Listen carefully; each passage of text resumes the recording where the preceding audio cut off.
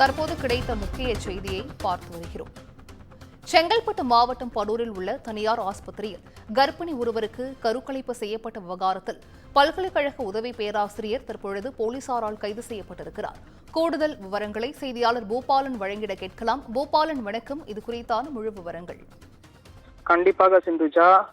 செங்கல்பட்டு மாவட்டம் வண்டலூர் கேளம்பாக்கம் சாலையில் உள்ள மேல்கோட்டையூரில் தமிழ்நாடு உடற்கல்வியியல் மற்றும் விளையாட்டு பல்கலைக்கழகம் செயல்பட்டு வருகிறது.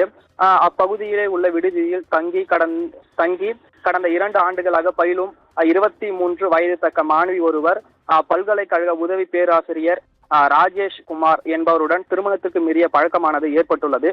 இதன் காரணமாக மாணவி 2 மாதம் கர்ப்பமாக இருந்துள்ளார். இந்த கருவை கலைப்பதற்காக கடந்த 18ஆம் தேதி படூரில் உள்ள தனியார் மருத்துவமனையில் அனுமதிக்கப்பட்டு 19ஆம் தேதியில் கரு கலைப்பு செய்வதற்காக அந்த மாணவிக்கு மயக்கம் ஏற்படுவதற்கான மருந்து ஒன்று அளிக்கப்பட்டிருக்கிறது.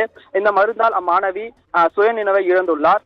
இதனால் அச்சத்துடன் மருத்துவ நிர்வாகமானது காவல்துறைக்கு இது குறித்து தகவல் தெரிவித்திருக்கிறது. காவல்துறையின் அடிப்படையில் பாதிக்கப்பட்ட மாணவியை மீட்டு மேல் சிகிச்சைக்காக சென்னை மருத்துவக் கல்லூரிக்கு அனுப்பி வைத்து மாணவிக்கும் சிகிச்சையானது அளிக்கப்பட்டு வருகிறது.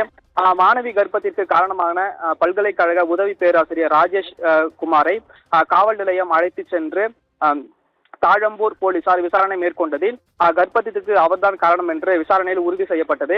இதனால் உதவி பேராசிரியர் மீது வழக்கு பதிவு செய்து தற்போது அந்த ஆசிரியரை சிறையில் அடைக்கப்பட்டுள்ளனர்.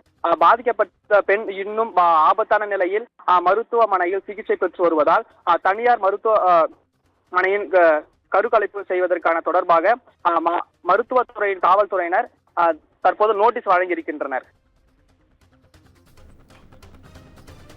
விவரங்களை வழங்கியமைக்கு நன்றி பூபாலன்.